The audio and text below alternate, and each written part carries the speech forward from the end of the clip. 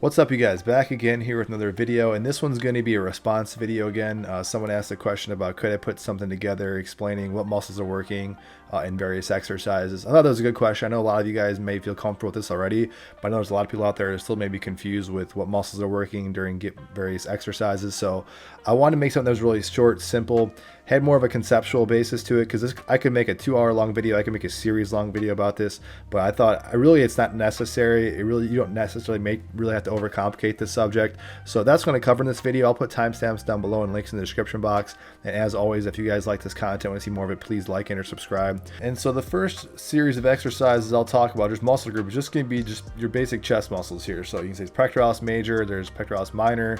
I won't even get into some of the, you can talk about rotator cuff muscles and smaller muscles like subscapularis and stuff like that would be helping in some of these presses, but any basic kind of horizontal pushing motion, just doing something like this, whether it's straight, going across the chest line, or more of an upward angle like an incline press, is predominantly working your pectoralis major or just your chest muscles. Secondarily, you'll be working muscles in your deltoids and your triceps. With any push, you're going to be working your deltoids and triceps, and I'll show you guys that in a second. But someone did ask the other day in one of the comment sections about, what are some other chest exercises.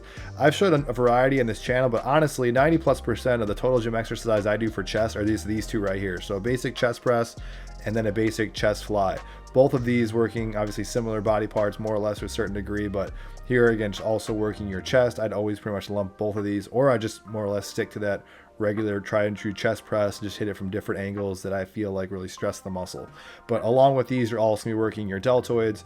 Also, like I said, I'm tempted to, but I'm not even wanting to get into the smaller muscles because I really don't think it's necessary. We're going into some shoulder exercises here. So shoulders just being like your deltoids. There's kind of like 3 heads or 3 positions, the anterior, kind of middle and posterior. But anytime you're working shoulders, you're going to be working, in more or less any kind of pushing motion. You'll also be working your triceps as well. That's why I threw that in there as well. So anytime you're doing any kind of a push, you're going to be working your triceps, predominantly shoulders. In these frontal raises or any kind of raises like this is more dominantly just your front deltoids, not really working your triceps as much. But here's the image too. You can kind of see the deltoid is kind of 3. You can see, I don't want to say 3 heads, but kind of 3 positions. You can work the front, the side, and also the back. But this position right here, the inverted press. And again, I'm using just the bread and butter staple exercises, guys. This is really all you really have to know. And then a basic chest press like this, be working kind of that middle head of the deltoid, front part of the deltoid again as well. You could even argue parts of the back part of the deltoid, but all I would really tell people to know is you're working your deltoids and also your triceps, because we're having that active push action. So the back of your arms, your triceps are also working.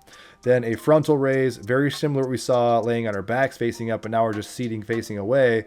Same kind of motion, front deltoid, that front position of our shoulders is basically what's working when you're doing anything like this, where you're doing this kind of a frontal raise against resistance. And then to work the back part of our deltoids and also parts of the back, which is going to be a segue into the back muscles, you could do this rear delt fly, arms are straight, kind of crossing and reaching back. So it works the back part of our deltoids.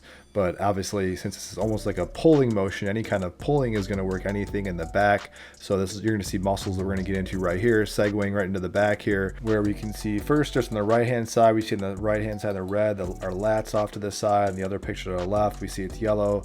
Lats are going to be working anytime you're doing any kind of a pull. Our traps, traps are actually a big muscle, maybe a couple different segments and parts, but our traps stretching up from our neck down to our middle back, and also our rhomboids in the middle of the back. Again, you have some rotator cuff muscles like teres minor, infraspinatus, again, other smaller back muscles that I really don't think you have to worry about. I just look at it. If you want to know what muscles work what exercises work your back, just really think about any kind of a pulling exercise. And then along with that, muscles in your arms are going to help out with pulling would be biceps. So anytime you're pulling something, your elbow is bending, your biceps will be helping out. So right here is a basic pull up. We're doing a basic pull motion. Now some muscles will work them more or less. Our lats are definitely going to work a little bit more here.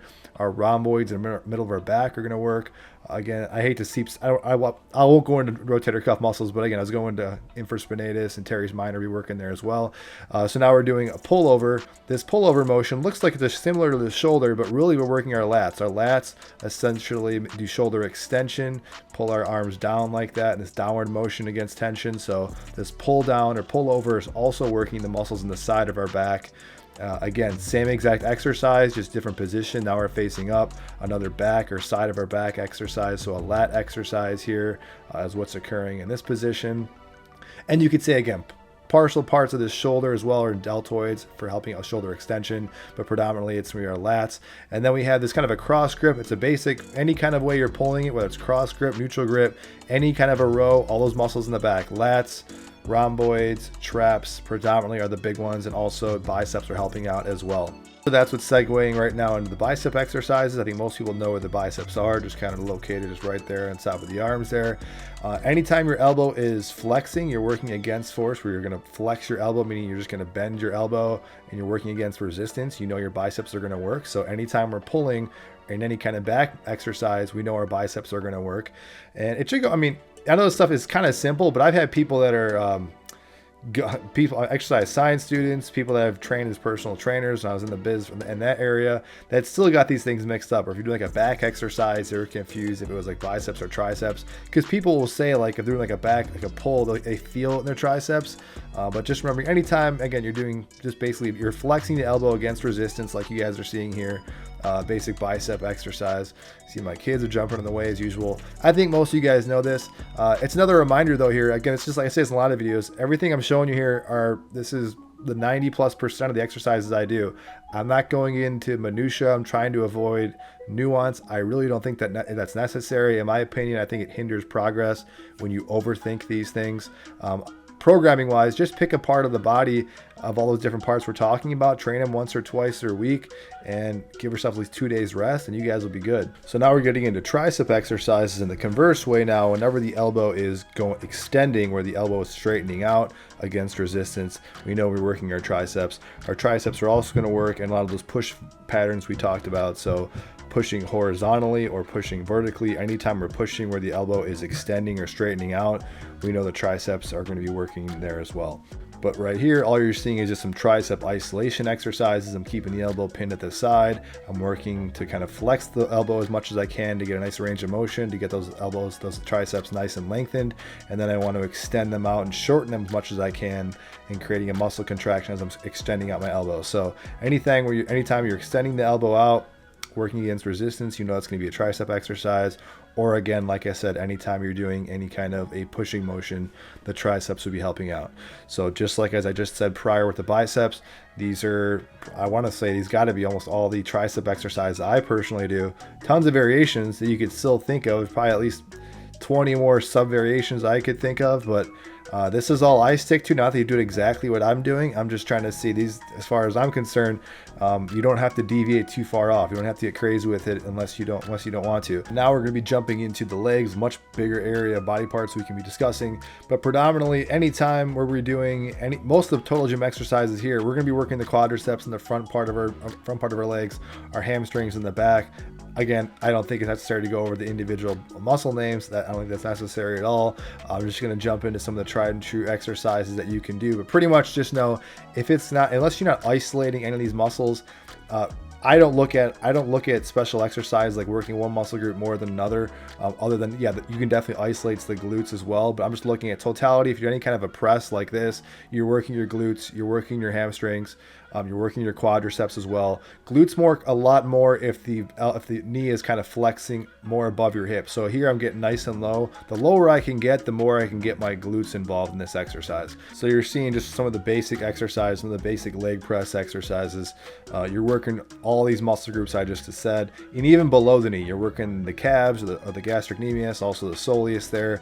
You don't really have to worry about that. Certainly you can do things like calf raises. I personally never do calf raises, but recognize that you can work your calves just by doing these leg presses that are working. I can do some glute isolation exercises. This again is going to be working the hamstrings and also quadriceps as well. If you extend the hip, meaning if you're kicking your leg back, your hamstrings are also going to work. And anytime you're extending the knee, your quadriceps are working. So the knee is extending out. So you see the quadriceps are working, but also definitely the glutes are working, because the glutes also help extend the hip. and then some isolated quadricep exercises that you guys could do with the machine as well. I don't look at like the big multi-joint like leg presses. I'm not trying to switch up my leg press to isolate different body parts. I'm just talking about how I approach legs. I don't even think about, I mean, I know about these body parts. I'm not trying to isolate them unless I want to. My point is, again, don't worry so much about overdoing and isolating certain areas unless you want to focus on something. If I want to focus on something, then yeah, like this one right here, isolating the hamstrings, so just basically a nice single joint exercise.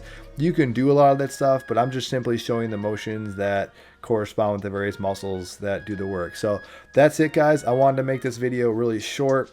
I didn't want to make it super in-depth, super crazy. I certainly can make another one like that if you guys are interested with other exercises. I just kind of do the stuff that I kind of follow.